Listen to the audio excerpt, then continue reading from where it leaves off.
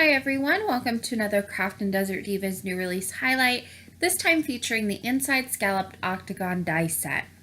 Here's a look at the die set and how it will come to you. It's going to come connected by these small metal tabs. Now for this die set, you are going to want to separate each one of the dies from each other, and to do that is very simple. You can do it one of two ways. You can simply take your wire snips and snip in between each one of those dies where the metal tab connects to each other, or you can bend them back and forth right where that metal tab is and they will release from each other. Either way works. Whenever you're done separating them, you should have 4 separate dies left from this set, 3 different sizes of octagons, a small, medium, and large, and also a cluster of hearts. Now this is a wafer thin die set and it can be used in any die cutting machine that accepts wafer thin dies. Now for mine, I'm going to be using my Big Kick today, and I'll be using my multi-purpose platform with both tabs down. I'll go ahead and put down one cutting plate and then a piece of cardstock. I'm going to use craft cardstock for this demonstration.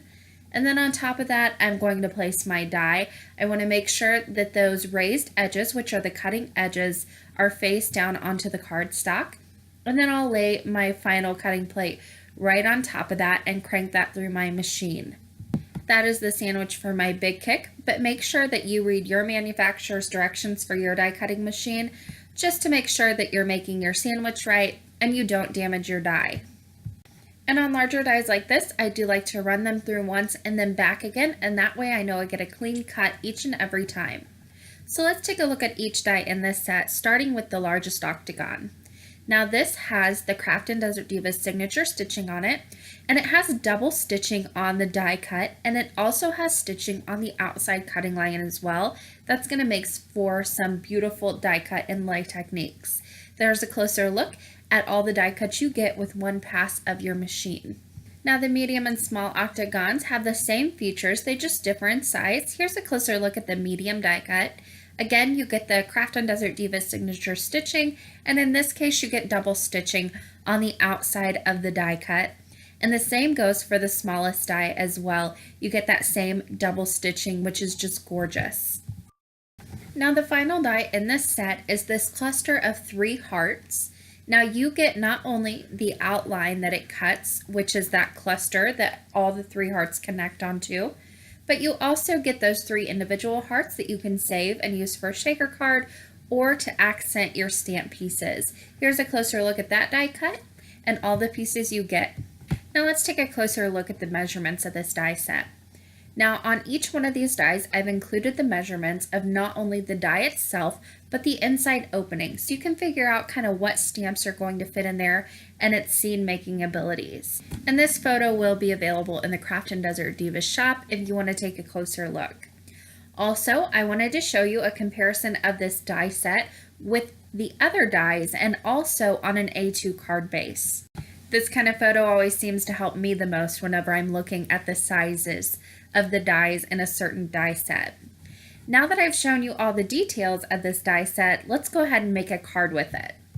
Here's the complete supply list for the card I made today in this video, so if you have any questions, you can come back here and reference this list. So I'm starting off with an A2 white cardstock panel here.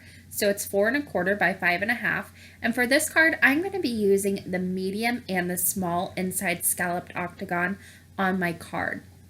The medium I'm going to go ahead and place in the top left hand corner, and then I'm going to line up the smallest in the bottom right hand corner. I'll be using washi tape to hold these in place.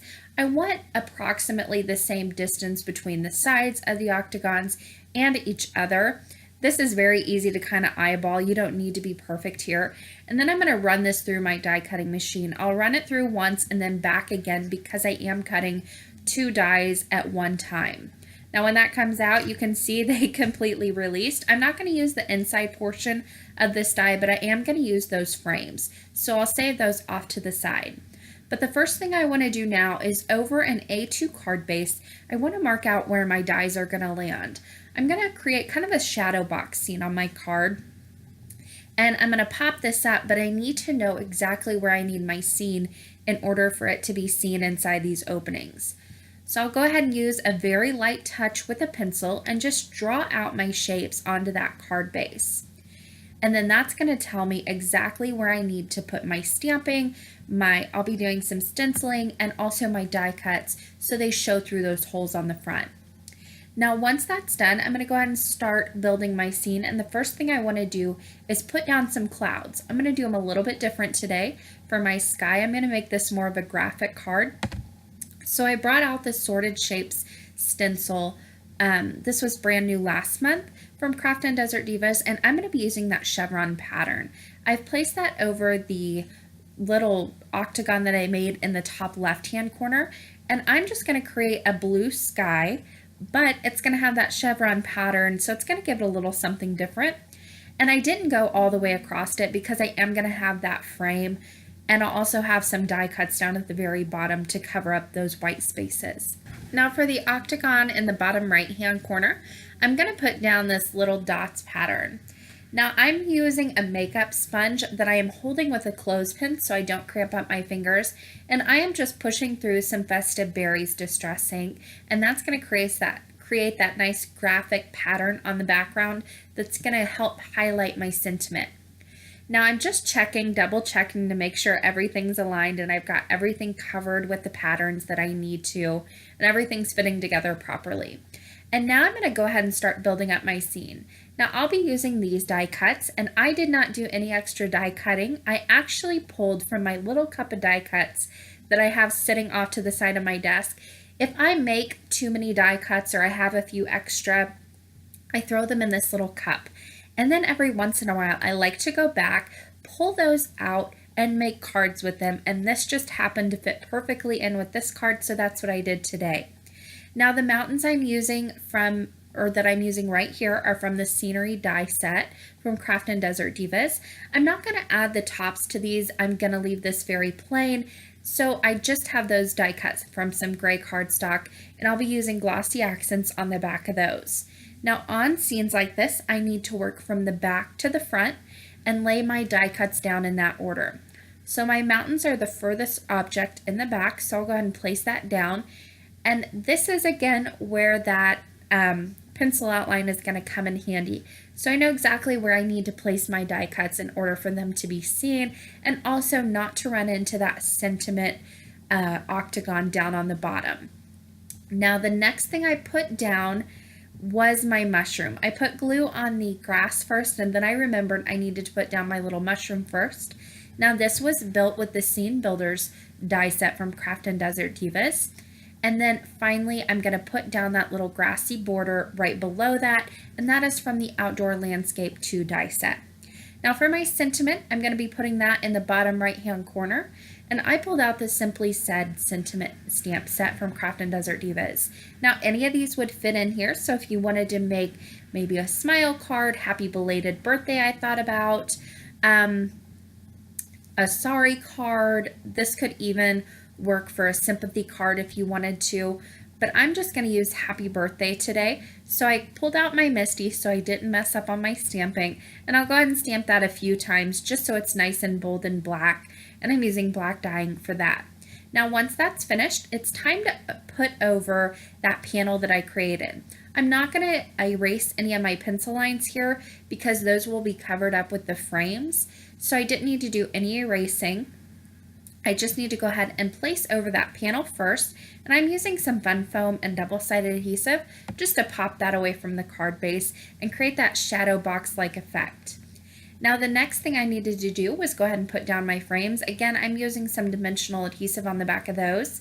Now here you can see I had a little bit of Fun Foam in the way, so I did a little card surgery. I just grabbed out my X-Acto knife and cut away that piece of Fun Foam sticking out. It pulled right up, and then I could go ahead and place down that frame, and I knew I wouldn't have any parts of that frame that were going to be a little bit higher than any of the other pieces. So once that was in place, it was time to put down the smallest octagon in the bottom right hand corner. And again, I've got dimensional adhesive on the back of that to keep with that same shadow box style that I'm going for on this card. And then I'll place that down right in the center of that hole. Everything pops into place pretty easily. Because this is a die cut inlay technique, it kind of fits together as a puzzle. You just want to make sure you don't have any pieces of fun foam getting in the way of your fun foam on the back. If you do, you can do like I'm doing here and just use your X-Acto knife and kind of wiggle it into place if you need to. Now the last thing I did was go ahead and add some clouds. These are from the Scene Builders die set as well, and these are cut from some white cardstock. I've got dimensional adhesive on the back of them. I placed them in the top left-hand corner, and that finishes off today's card with this brand new inside scalloped octagon die set. This is such a neat and kind of new frame style and also die cut to play around with and just create some really fun and bold and graphic scenes with this octagon die set. Now the rest of the design team has been very busy with this new die set as well, and they've created some amazing cards and projects to help get you inspired. Maureen used the dies in a very creative way and created hills for these little mice to stand on top of. She'd used the largest and the medium-sized octagon and did a little bit of die cut inlay. EK used the smallest octagon to create 3 small little shakers on her card front. She also used that cluster of hearts and a few of the insides as well. Janny used the medium octagon in this set to create this adorable little shaker card that she did some ombre distress inking on. And Jan used this new die set to highlight her little image inside the box die from the Sparkle stamp set. This new die set will be available in the Craftin Desert Divas online shop on December 8th at 3 p.m. Eastern Standard Time. That link will be in the description box below. Thanks for watching, and don't forget to subscribe.